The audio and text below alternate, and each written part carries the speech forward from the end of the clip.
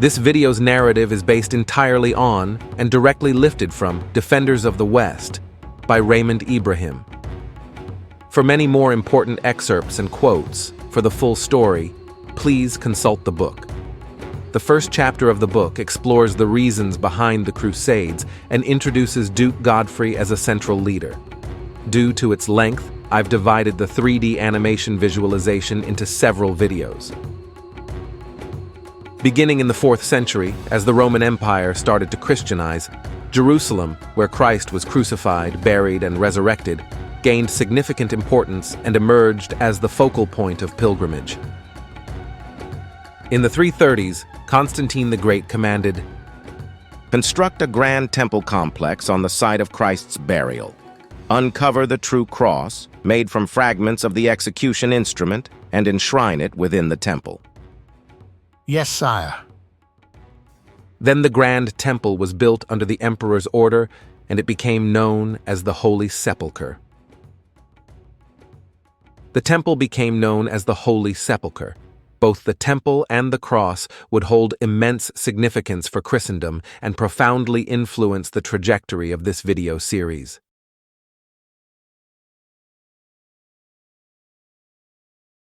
Constantine died in the year of 337. Precisely 300 years after Constantine's death, the Arabs, who had recently unified under the banner of Islam, conquered Jerusalem from the Eastern Roman Empire in 637. Thereafter, the Christians of the Holy Land were, generation after generation, persecuted to the point of slaughter and destruction, suffered at the hands of Muslim rulers. For example, in the early 8th century, 70 Christian pilgrims in Jerusalem were tortured and executed for refusing to convert to Islam.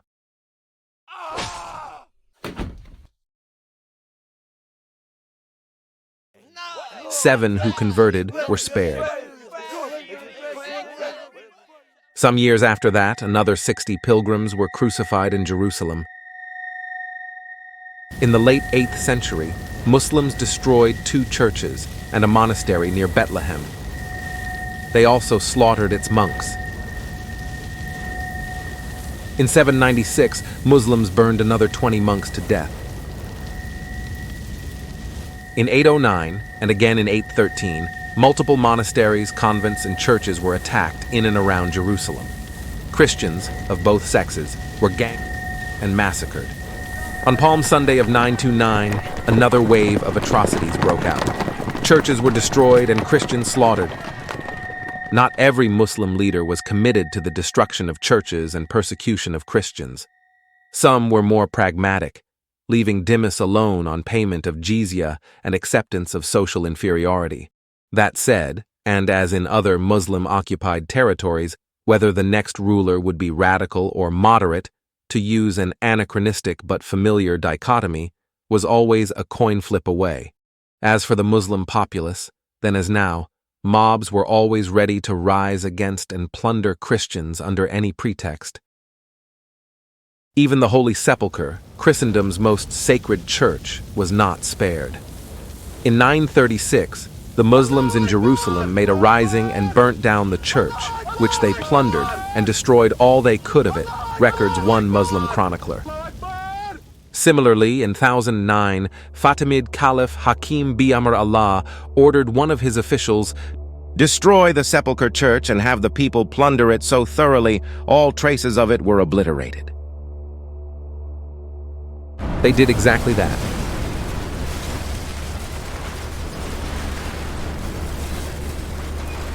Such wanton vandalism plunged the entire church and the city of Rome into deep grief and distress. To quote the Pope of the time, Sergius IV. Not content, Hakim further ordered the destruction of, according to Muslim accounts, some 30,000 churches throughout Egypt and Greater Syria. Although a much smaller church was rebuilt over the sepulchre of Christ in 1048, this church also remained under threat. Subsequent Muslim rulers permitted Christians to rebuild the church due to the significant revenues generated by Christian pilgrimages, despite the risk of another infidel church being destroyed. As William of Tyre, an important Crusades chronicler born and raised in the Holy Land, writes, when the Muslims desired to exact anything by force from either the patriarch or the people, any delay in rendering obedience was immediately followed by the threat that the church would be pulled down. Around the same time the sepulchre was being rebuilt, the Seljuk Turks rose to power in Afghanistan and eastern Iran in the 1040s, occupied Baghdad in 1055, keeping the Abbasid caliphs as figureheads, and continued marching westward into Syria. No other Muslim peoples would come to spearhead the jihad as the Turks had. Both friend and foe attest to their martial prowess and religious zeal. As Bernard Lewis writes, the converted Turks sank their national identity in Islam as the Arabs and Persians had never done. Accordingly, under Turkish influence, Islam regained the zeal of the early Arab conquests and reopened holy war against its Christian foes on a significant scale. Matters went from bad to worse for the people of the ancient Christian region of Asia Minor, the future Turkey, particularly those on its easternmost edge, where the Turks first began to invade, namely the Armenians. Hundreds of thousands of these Christians were either massacred or enslaved, and thousands of churches were torched or transformed into mosques. The pivotal moment came in 1071, after the decisive Turkish victory over the Eastern Roman Empire at Manzikert, which opened the rest of the Anatolian plain to Turkic Islam.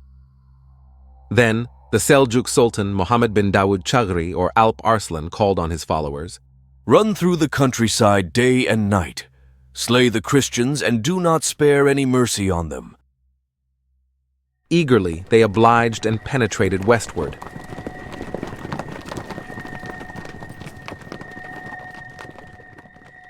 As a result, cities were obliterated, lands were plundered, and the whole of Romaioi or Anatolia was stained with Christian blood, writes the Eastern Roman princess Anna Komnene. All that was left were devastated fields, trees cut down, mutilated corpses, and towns driven mad by fear or in flames. The Byzantine Emperor Alexios I Komnenos, who reigned from 1081 to 1118, recounted his people's travails. How hard the most holy Roman Christian empire is being pressed by the Turks, pillaged daily and constantly raided, with Christians being murdered and mocked in various indescribable ways. Not only did the Muslim invaders defile the holy places in innumerable ways and destroy them, but they would circumcise Christian boys and youths above Christian baptismal fonts, pour the blood from the circumcision into the fonts in mockery of Christ, force them to urinate on it, and then drag them round the church and force them to blaspheme the name and faith of the Holy Trinity. Those who refuse are subjected to various punishments and eventually killed. As for Christian women, the Muslim invaders took virgins and made them public prostitutes. Mothers were violated in the presence of their daughters, over and over again by different men, while their daughters were compelled not only to watch, but to sing obscene songs and to dance.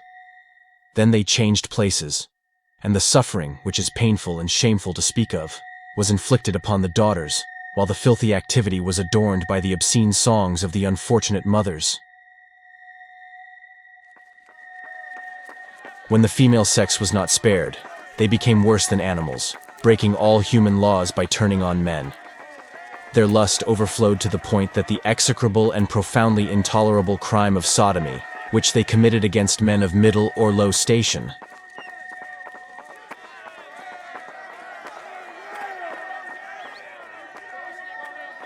they also committed against a certain bishop, killing him.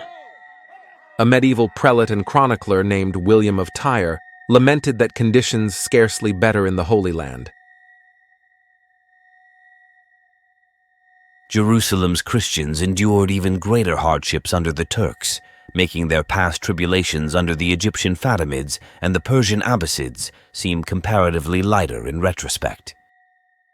Death threatened them every day, and what was worse than death, the fear of servitude, harsh and intolerable, ever lowered before them. William proceeds to offer a typical example. Even as the Christians celebrated their holy rites, the Turkish enemy would violently force their way into the churches, which had been painstakingly restored and preserved after earlier destruction under the Egyptians and Persians. Utterly without reverence for the consecrated places, they sat upon the very altars and struck terror to the heart of the worshippers with their mad cries and whistlings. They overturned the chalices, trod underfoot the utensils devoted to the divine offices, broke the marble statues, and showered blows and insults upon the clergy. The Lord Patriarch, then in office, was dragged from his seat by hair and beard and thrown to the ground. Again and again he was seized and thrust into prison without cause. Treatment fit only for the lowest slave was inflicted upon him in order to torture his people, who suffered with him as with a father. Nor were European pilgrims to Jerusalem spared. As the Turks were ruling the lands of Syria and Palestine, they inflicted injuries on Christians who went to pray in Jerusalem, beat them, pillaged them, and levied the poll tax or jizya. Moreover, every time they saw a caravan of Christians, particularly of those from Rome and the lands of Italy, they made every effort to cause their death in diverse ways.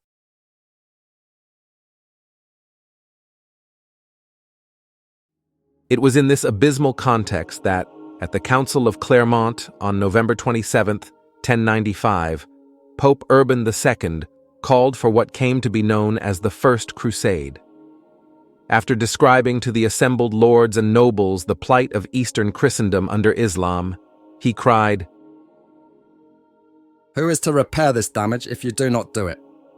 Rise up and remember the manly deeds of your ancestors, including the prowess and greatness of Charlemagne." For the martial knights of the West, hearing of the aforementioned Muslim atrocities against Christendom was intolerable. Thus, when Urban concluded by calling on them to undertake an armed pilgrimage to Jerusalem, with the twin goals of defending fellow Christians and liberating the sepulchre of Christ. With one voice, all in assembly cried out, "God wills it." Thereafter, and in the words of the contemporary Armenian chronicler, Matthew of Edessa, who lived circa 1075 to 1144,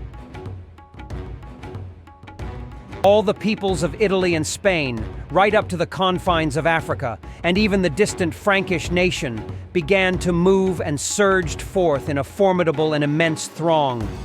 They were very much like the sands of the seas, which are beyond the mind's calculation. The noblemen of the Frankish nation rose up and came forth. Each of them came with his troops to aid the Christians, to deliver the holy city of Jerusalem from the infidels, and to free the holy sepulchre from the hands of the Muslims. They were illustrious men of royal blood, endowed with piety and faith, and brought up in the practice of good works.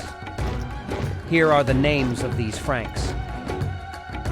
First to be named in Matthew's list is Godfrey, a mighty man from the lineage of the Roman emperors. This video's narrative is based entirely on, and directly lifted from, Defenders of the West, by Raymond Ibrahim. For many more important excerpts and quotes, for the full story, please consult the book. Stay tuned for the next episode.